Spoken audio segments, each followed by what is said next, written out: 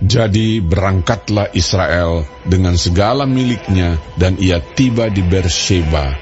Lalu dipersembahkannya korban sembelihan kepada Allah Ishak ayahnya. Berfirmanlah Allah kepada Israel dalam penglihatan waktu malam. Yakub, Yakub. Sahutnya, Ya Tuhan.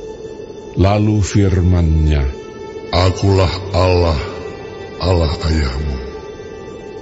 Janganlah takut pergi ke Mesir, sebab aku akan membuat engkau menjadi bangsa yang besar di sana. Aku sendiri akan menyertai engkau pergi ke Mesir, dan tentulah aku juga akan membawa engkau kembali. Dan tangan Yusuflah yang akan mengatupkan kelopak matamu nanti. Lalu berangkatlah Yakub dari Beersheba, dan anak-anak Israel membawa Yakub, ayah mereka, beserta anak dan istri mereka, dan mereka menaiki kereta yang dikirim Firaun untuk menjemputnya. Mereka membawa juga ternaknya dan harta bendanya yang telah diperoleh mereka di tanah Kanaan. Lalu tibalah mereka di Mesir, yakni Yakub dan seluruh keturunannya bersama-sama dengan dia. Anak-anak dan cucu-cucunya, laki-laki dan perempuan, seluruh keturunannya dibawanyalah ke Mesir. Inilah nama-nama Bani Israel yang datang ke Mesir, yakni Yakub beserta keturunannya. Anak sulung Yakub ialah Ruben. Anak-anak Ruben ialah Henoh, Palu, Hezron, dan Karmi. Anak-anak Simeon ialah Yemuel, Yamin, Ohad, Yakin, dan Zohar, serta Saul, anak seorang perempuan Kanaan. Anak-anak Lewi ialah Gerson, Kehat, dan Merari. Anak-anak Yehuda ialah Onan, Shela, Peres, dan Zerah. Tetapi dan Onan mati di tanah Kanaan. Dan anak-anak Peres ialah Hezron dan Hamul. Anak-anak Isakhar ialah Tola, Pua, Ayub, dan Simron. Anak-anak Zebulon ialah Seret, Elon, dan Yahleel. Itulah keturunan Lea yang melahirkan bagi Yakub di Padan Aram anak-anak lelaki serta Dina juga, anaknya yang perempuan. Jadi seluruhnya, laki-laki dan perempuan, berjumlah 33 jiwa. Anak-anak Gad ialah Zifion, Hagi, Shuni, Ezbon, Eri, Arodi, dan Areli. Anak-anak Asher ialah Yimna, Yiswa, Yiswi, dan Beria. Serah ialah saudara perempuan mereka, dan anak-anak Beria ialah Heber dan Malkiel. Itulah keturunan Silpa, yakni hamba perempuan yang telah diberikan Laban kepada Lea, anaknya perempuan, dan yang melahirkan anak-anak bagi Yakub, seluruhnya 16 jiwa. Anak-anak Rahel, istri Yakub, ialah Yusuf dan Benyamin. Bagi Yusuf lahir Manasye dan Efraim di tanah Mesir, yang dilahirkan baginya oleh Asnat, anak perempuan Potifera, imam di On. Anak-anak Benyamin ialah Bela, Bekher, Asibel, Gera, Naaman, Ehi, Rosh, Mupim, Hupim, dan Ared. Itulah keturunan Rahel yang telah lahir bagi Yakub, seluruhnya berjumlah 14 jiwa. Anak Dan ialah Husim. Anak-anak Naftali ialah Yahzeel, Guni, Yezer, dan Shilem. Itulah keturunan Bilha, yakni hamba perempuan yang diberikan Laban kepada Rahel, anaknya yang perempuan, dan yang melahirkan anak-anak itu bagi Yakub. Seluruhnya berjumlah 7 jiwa. Semua orang yang tiba di Mesir bersama-sama dengan Yakub, yakni anak-anak kandungnya, dengan tidak terhitung istri anak-anaknya, seluruhnya berjumlah 66 jiwa. Anak-anak Yusuf yang lahir baginya di Mesir ada 2 orang.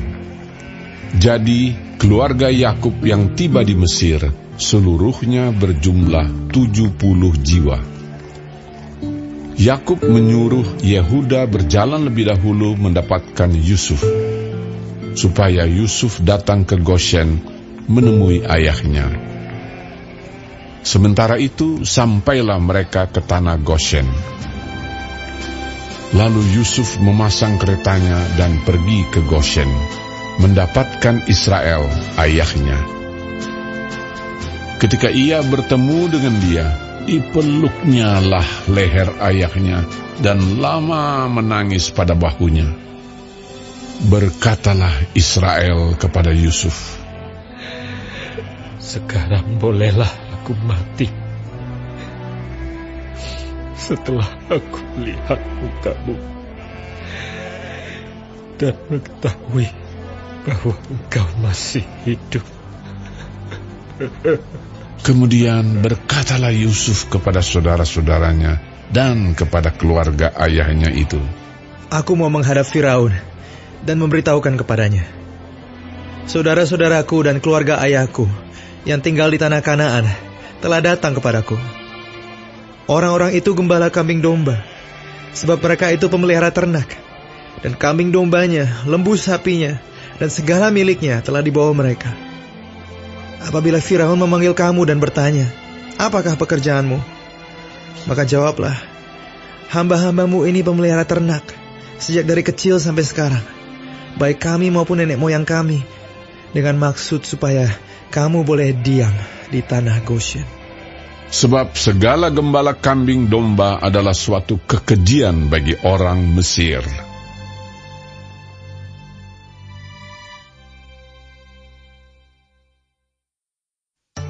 Kemudian pergilah Yusuf memberitahukan kepada Firaun, "Ayahku dan saudara-saudaraku beserta kambing dombanya, lembu sapinya, dan segala miliknya telah datang dari tanah Kanaan, dan sekarang mereka ada di tanah Goshen."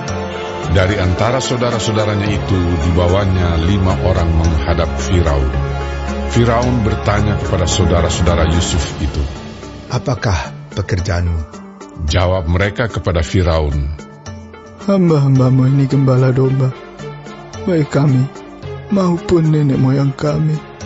Lagi kata mereka kepada Firaun, "Kami datang untuk tinggal di negeri ini sebagai orang asing, sebab tidak ada lagi padang rumput untuk kumpulan ternak hamba-hambamu ini. Karena hebat kelaparan itu di tanah Kanaan, maka sekarang izinkanlah hamba-hambamu ini menetap di tanah Goshen." Lalu berkatalah Firaun kepada Yusuf, "Ayahmu dan saudara-saudaramu telah datang kepadamu. Tanah Mesir ini terbuka untukmu. Tunjukkanlah kepada ayahmu dan kepada saudara-saudaramu tempat menetap di tempat yang terbaik dari negeri ini. Biarlah mereka diam di tanah Goshen. Dan jika engkau tahu di antara mereka orang-orang yang tangkas, tempatkanlah mereka menjadi pengawas ternakku." Yusuf membawa juga Yakub, ayahnya, menghadap Firaun. Lalu Yakub memohonkan berkat bagi Firaun. Kemudian bertanyalah Firaun kepada Yakub, "Sudah berapa tahun umurmu?" Jawab Yakub kepada Firaun, "Tahun-tahun pengembaranku sebagai orang asing berjumlah 130 tahun. Tahun-tahun hidupku itu sedikit saja dan buruk adanya, tidak mencapai umur nenek moyangku, yakni jumlah tahun mereka mengembara sebagai orang asing. Lalu Yakub memohonkan berkat bagi Firaun. Sesudah itu keluarlah ia dari depan Firaun. Yusuf menunjukkan kepada ayahnya dan saudara-saudaranya tempat untuk menetap dan memberikan kepada mereka tanah milik di tanah Mesir, di tempat yang terbaik di negeri itu, di tanah Rameses, seperti yang diperintahkan Firaun. Dan Yusuf memelihara ayahnya, saudara-saudaranya, dan seisi rumah ayahnya dengan makanan menurut jumlah anak-anak mereka. Di seluruh negeri itu tidak ada makanan, sebab kelaparan itu sangat hebat, sehingga seisi tanah Mesir dan tanah Kanaan lemah lesu karena kelaparan itu. Maka Yusuf mengumpulkan segala uang yang terdapat di tanah Mesir dan di tanah Kanaan, yakni uang pembayar gandum yang dibeli mereka. Dan Yusuf membawa uang itu ke dalam istana Firaun. Setelah habis uang di tanah Mesir dan di tanah Kanaan, datanglah semua orang Mesir menghadap Yusuf serta berkata, "Berilah makanan kepada kami. Mengapa kami harus mati di depanmu? Sebab tidak ada lagi uang." Jawab Yusuf, "Jika tidak ada lagi uang, berilah ternakmu, maka aku akan memberi makanan kepadamu sebagai ganti ternakmu itu."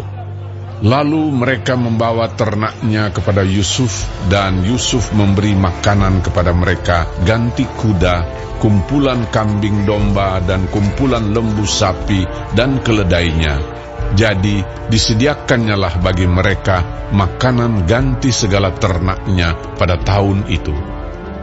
Setelah lewat tahun itu, datanglah mereka kepadanya pada tahun yang kedua, serta berkata kepadanya, "Tidak usah kami sembunyikan kepada tuanku, bahwa setelah uang kami habis, dan setelah kumpulan ternak kami menjadi milik tuanku, tidaklah ada lagi yang tinggal yang dapat kami serahkan kepada tuanku, selain badan kami dan tanah kami." Mengapa kami harus mati di depan matamu? Baik kami maupun tanah kami, belilah kami dan tanah kami sebagai ganti makanan. Maka kami dengan tanah kami akan menjadi hamba kepada Firaun. Berikanlah benih, supaya kami hidup dan jangan mati, dan supaya tanah itu jangan menjadi tandus. Lalu Yusuf membeli segala tanah orang Mesir untuk Firaun, sebab orang Mesir itu masing-masing menjual ladangnya, karena berat kelaparan itu menimpa mereka. Demikianlah negeri itu menjadi milik Firaun. Dan tentang rakyat itu, diperhambakannyalah mereka di daerah Mesir, dari ujung yang satu sampai ujung yang lain. Hanya tanah para imam tidak dibelinya, sebab para imam mendapat tunjangan tetap dari Firaun, dan mereka hidup dari tunjangan itu. Itulah sebabnya mereka tidak menjual tanahnya. Berkatalah Yusuf kepada rakyat itu, "Pada hari ini, aku telah membeli kamu dan tanahmu untuk Firaun. Inilah benih bagimu, supaya kamu dapat menabur di tanah itu. Mengenai hasilnya, kamu harus berikan 1/5 bagian kepada Firaun, dan yang 4 bagian lagi, itulah menjadi benih untuk ladangmu, dan menjadi makanan kamu dan mereka yang ada di rumahmu, dan menjadi makanan anak-anakmu." Lalu berkatalah mereka, "Engkau telah memelihara hidup kami. Asal kiranya kami mendapat kasih tuanku, biarlah kami menjadi hamba kepada Firaun." Yusuf membuat hal itu menjadi suatu ketetapan mengenai tanah di Mesir sampai sekarang, yakni bahwa 1/5 dari hasilnya menjadi milik Firaun. Hanya tanah para imam tidak menjadi milik Firaun. Maka diamlah Israel di tanah Mesir, di tanah Goshen, dan mereka menjadi penduduk di situ. Mereka beranak cucu dan sangat bertambah banyak. Dan Yakub masih hidup 17 tahun di tanah Mesir, maka umur Yakub, yakni tahun-tahun hidupnya, menjadi 147 tahun. Ketika hampir waktunya bahwa Israel akan mati, dipanggilnyalah anaknya Yusuf dan berkata kepadanya, "Jika aku mendapat kasih-Mu, letakkanlah kiranya tangan-Mu di bawah pangkal pahaku, dan bersumpahlah bahwa Engkau akan menunjukkan kasih dan setia kepadaku. Janganlah kiranya kuburkan aku di Mesir, karena aku mau mendapat perhentian bersama-sama dengan nenek moyangku. Sebab itu angkutlah aku dari Mesir, dan kuburkanlah aku dalam kubur mereka." Jawabnya, Aku akan berbuat seperti katamu itu. kemudian kata Yakub, "Bersumpahlah kepadaku." maka Yusuf pun bersumpah kepadanya. Lalu sujudlah Israel di sebelah kepala tempat tidurnya.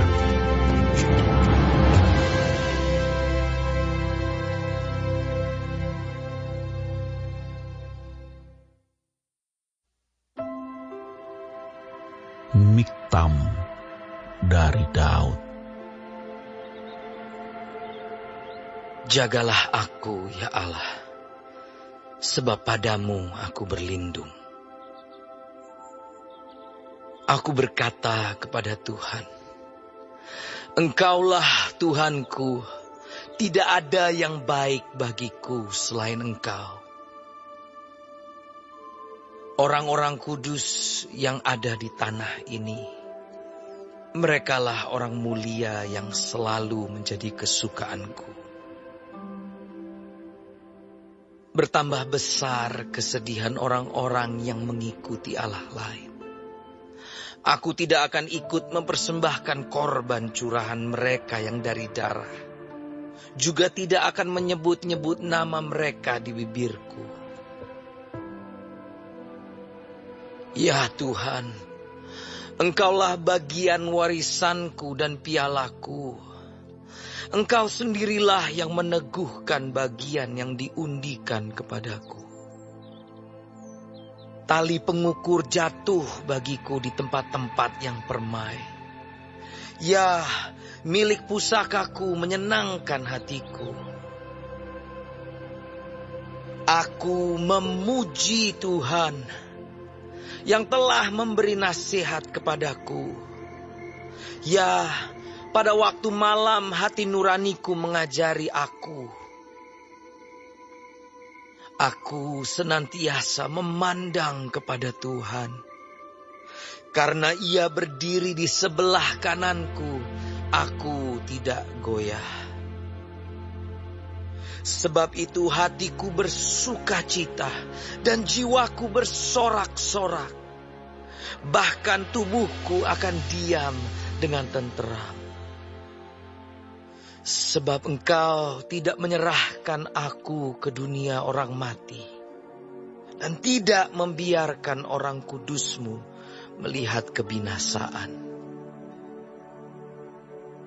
Engkau memberitahukan kepadaku jalan kehidupan. Di hadapan-Mu ada sukacita berlimpah-limpah.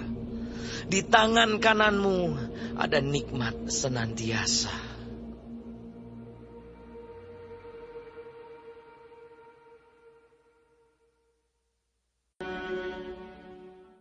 Dengan kesabaran, seorang penguasa dapat diyakinkan, dan lidah lembut mematahkan tulang. Kalau engkau mendapat madu, makanlah secukupnya.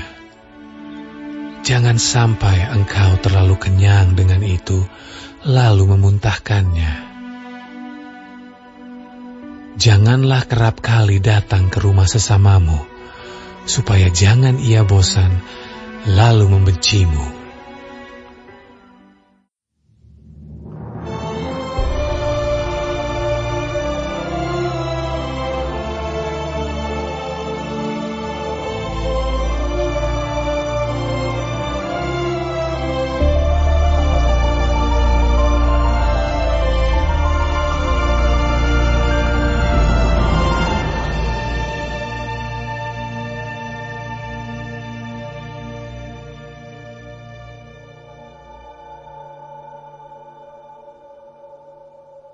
Kitab Markus. Inilah permulaan Injil tentang Yesus Kristus, Anak Allah. Seperti ada tertulis dalam kitab Nabi Yesaya, "Lihatlah, aku menyuruh utusanku mendahului engkau. Ia akan mempersiapkan jalan bagimu." Ada suara orang yang berseru-seru di padang gurun, "Persiapkanlah jalan untuk Tuhan, luruskanlah jalan baginya." Demikianlah Yohanes Pembaptis tampil di padang gurun dan menyerukan, "Bertobatlah dan berilah dirimu dibaptis, dan Allah akan mengampuni dosamu." Lalu datanglah kepadanya orang-orang dari seluruh daerah Yudea dan semua penduduk Yerusalem. Dan sambil mengaku dosanya, mereka dibaptis di sungai Yordan. Yohanes memakai jubah bulu unta dan ikat pinggang kulit, dan makanannya belalang dan madu hutan. Inilah yang diberitakannya, "Sesudah aku, akan datang Ia yang lebih berkuasa daripadaku. Membungkuk dan membuka tali kasutnya pun aku tidak layak. Aku membaptis kamu dengan air, tetapi Ia akan membaptis kamu dengan Roh Kudus." Pada waktu itu, datanglah Yesus dari Nazaret di tanah Galilea, dan Ia dibaptis di sungai Yordan oleh Yohanes. Pada saat Ia keluar dari air, Ia melihat langit terkoyak, dan roh seperti burung merpati turun ke atasnya. Lalu terdengarlah suara dari sorga, "Engkaulah anakku yang kukasihi, kepadamulah aku berkenan." Segera sesudah itu, roh memimpin Dia ke padang gurun. Di padang gurun itu, Ia tinggal 40 hari lamanya, dicobai oleh iblis. Ia berada di sana di antara binatang-binatang liar, dan malaikat-malaikat melayani Dia. Sesudah Yohanes ditangkap, datanglah Yesus ke Galilea memberitakan Injil Allah. Katanya, "Waktunya telah genap. Kerajaan Allah sudah dekat. Bertobatlah dan percayalah kepada Injil." Ketika Yesus sedang berjalan menyusur danau Galilea, Ia melihat Simon dan Andreas, saudara Simon. Mereka sedang menebarkan jala di danau, sebab mereka penjala ikan. Yesus berkata kepada mereka, "Mari, ikutlah aku, dan kamu akan kujadikan penjala manusia." Lalu mereka pun segera meninggalkan jalannya dan mengikuti Dia. Dan setelah Yesus meneruskan perjalanannya sedikit lagi, dilihatnya Yakobus, anak Zebedeus, dan Yohanes saudaranya sedang membereskan jala di dalam perahu. Yesus segera memanggil mereka, dan mereka meninggalkan ayahnya Zebedeus di dalam perahu bersama orang-orang upahannya, lalu mengikuti Dia. Mereka tiba di Kapernaum. Setelah hari Sabat mulai, Yesus segera masuk ke dalam rumah ibadat dan mengajar. Mereka takjub mendengar pengajarannya, sebab Ia mengajar mereka sebagai orang yang berkuasa, tidak seperti ahli-ahli Taurat. Pada waktu itu, di dalam rumah ibadat itu, ada seorang yang kerasukan roh jahat. Orang itu berteriak, "Apa urusanmu dengan kami?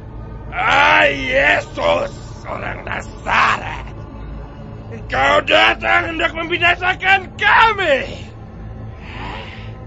Aku tahu siapa engkau, yang kudus dari Allah." Tetapi Yesus menghardiknya, katanya, "Diam! Keluarlah daripadanya!" Roh jahat itu menggoncang-goncang orang itu, dan sambil menjerit dengan suara nyaring, ia keluar daripadanya. Mereka semua takjub, sehingga mereka memperbincangkannya. Katanya, "Apa ini? Suatu ajaran baru. Ia berkata-kata dengan kuasa. Roh-roh jahat pun diperintahnya, dan mereka taat kepadanya." Lalu tersebarlah dengan cepat kabar tentang Dia ke segala penjuru di seluruh Galilea. Sekeluarnya dari rumah ibadat itu, Yesus dengan Yakobus dan Yohanes pergi ke rumah Simon dan Andreas. Ibu mertua Simon terbaring karena sakit demam. Mereka segera memberitahukan keadaannya kepada Yesus. Ia pergi ke tempat perempuan itu, dan sambil memegang tangannya, ia membangunkan dia, lalu lenyaplah demamnya. Kemudian perempuan itu melayani mereka. Menjelang malam, sesudah matahari terbenam, dibawalah kepada Yesus semua orang yang menderita sakit dan yang kerasukan setan. Maka berkerumunlah seluruh penduduk kota itu di depan pintu. Ia menyembuhkan banyak orang yang menderita bermacam-macam penyakit dan mengusir banyak setan. Ia tidak memperbolehkan setan-setan itu berbicara, sebab mereka mengenal dia. Pagi-pagi benar, waktu hari masih gelap, ia bangun dan pergi keluar. Ia pergi ke tempat yang sunyi dan berdoa di sana. Tetapi Simon dan kawan-kawannya menyusul dia. Waktu menemukan dia, mereka berkata, "Semua orang mencari engkau." Jawabnya, "Marilah kita pergi ke tempat lain, ke kota-kota yang berdekatan, supaya di sana juga aku memberitakan Injil, karena untuk itu aku telah datang." Lalu pergilah ia ke seluruh Galilea dan memberitakan Injil dalam rumah-rumah ibadat mereka dan mengusir setan-setan. Seorang yang sakit kusta datang kepada Yesus, dan sambil berlutut di hadapannya, ia memohon bantuannya.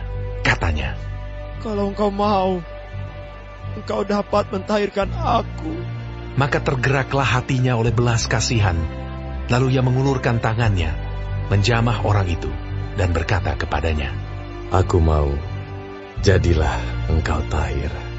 Seketika itu juga, lenyaplah penyakit kusta orang itu, dan ia menjadi tahir. Segera ia menyuruh orang itu pergi dengan peringatan keras. "Ingatlah, janganlah engkau memberitahukan apa-apa tentang hal ini kepada siapapun. Tetapi pergilah, perlihatkanlah dirimu kepada imam, dan persembahkanlah untuk pentahiranmu persembahan yang diperintahkan oleh Musa sebagai bukti bagi mereka." Tetapi orang itu pergi memberitakan peristiwa itu dan menyebarkannya kemana-mana, sehingga Yesus tidak dapat lagi terang-terangan masuk ke dalam kota. Ia tinggal di luar, di tempat-tempat yang sepi. Namun orang terus juga datang kepadanya dari segala penjuru.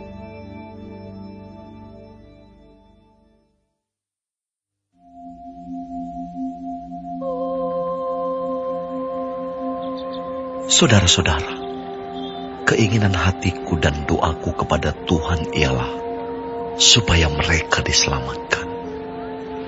Sebab aku dapat memberi kesaksian tentang mereka, bahwa mereka sungguh-sungguh giat untuk Allah, tetapi tanpa pengertian yang benar.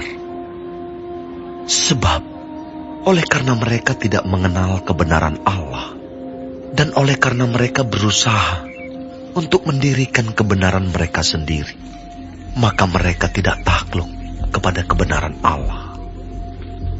Sebab Kristus adalah kegenapan hukum Taurat, sehingga kebenaran diperoleh tiap-tiap orang yang percaya.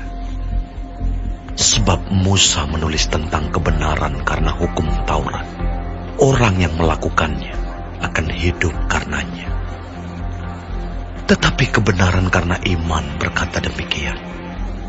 Jangan katakan di dalam hatimu, siapakah akan naik ke surga, yaitu untuk membawa Yesus turun.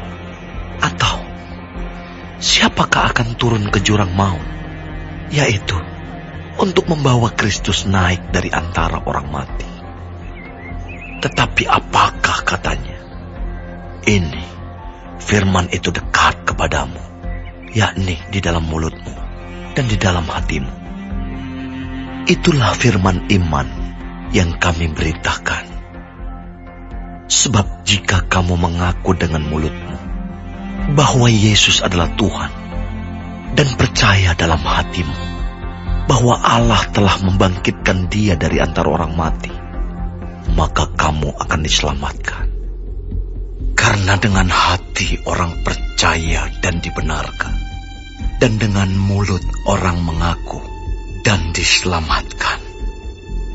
Karena kitab suci berkata, barang siapa yang percaya kepada Dia tidak akan dipermalukan. Sebab tidak ada perbedaan antara orang Yahudi dan orang Yunani.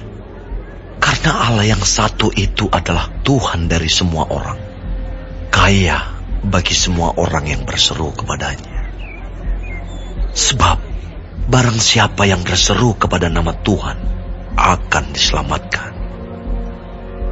Tetapi bagaimana mereka dapat berseru kepadanya jika mereka tidak percaya kepada Dia? Bagaimana mereka dapat percaya kepada Dia jika mereka tidak mendengar tentang Dia? Bagaimana mereka mendengar tentang Dia jika tidak ada yang memberitakannya? Dan bagaimana mereka dapat memberitakannya jika mereka tidak diutus? Seperti ada tertulis, betapa indahnya kedatangan mereka yang membawa kabar baik. Tetapi tidak semua orang telah menerima kabar baik itu. Yesaya sendiri berkata, Tuhan, siapakah yang percaya kepada pemberitaan kami? Jadi, iman timbul dari pendengaran, dan pendengaran oleh firman Kristus. Tetapi aku bertanya, adakah mereka tidak mendengarnya? Memang mereka telah mendengarnya. Suara mereka sampai ke seluruh dunia, dan perkataan mereka sampai ke ujung bumi. Tetapi aku bertanya, adakah Israel menanggapnya? Pertama-tama Musa berkata, aku menjadikan kamu cemburu terhadap orang-orang yang bukan umat, dan membangkitkan amarahmu terhadap bangsa yang bebal. Dan dengan berani Yesaya mengatakan, aku telah berkenan ditemukan mereka yang tidak mencari aku. Aku telah menampakkan diri kepada mereka yang tidak menanyakan aku. Tetapi tentang Israel ia berkata, sepanjang hari aku telah mengulurkan tanganku kepada bangsa yang tidak taat dan yang membantah.